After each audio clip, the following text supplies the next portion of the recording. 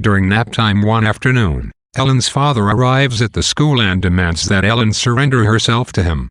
He stands in the parking lot shouting and waving an envelope of money with which to bribe her.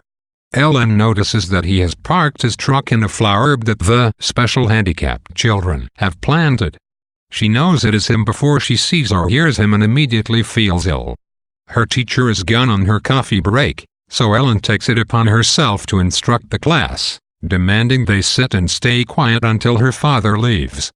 She wonders what they will remember of this episode when they are older. Eventually, her teacher returns to the room and shoots Ellen a dirty look, as if she is to blame.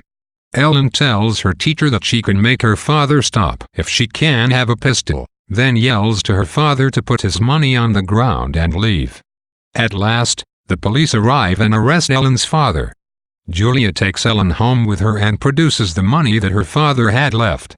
Shortly after the episode at school, the court believes that Ellen should be with her family and orders her to live with her mama's mama. Ellen is confounded by this because Roy and Julia are the only family she has ever known. Roy and Julia go to court to fight for Ellen, but they are powerless against the judge's order. Ellen believes that the judge has her family mixed up with another group of people. He thinks that they are a Roman pillar when, truly, they are a crumbly old brick. Ellen's new mama makes delicious meals, especially on Sundays, though they must attend church before they may eat. Her new mama receives a portion of the collection money each week for the children's food and clothing, and they carry themselves with pride when in church, as to show that they are a loving, respectable family. Ellen looks to her new mama during the service for an example of how she should compose herself, as her new mama wants them to behave appropriately. The only child who is not required to attend church is Roger the baby, who Ellen says reminds her of Starletta.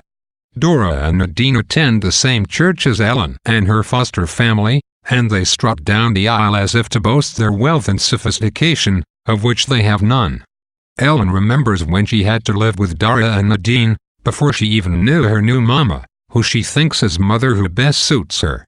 Even while she was staying at Dara and Nadine's house, Ellen would think of how much her new mama looked like she actually does, before she even knew her name.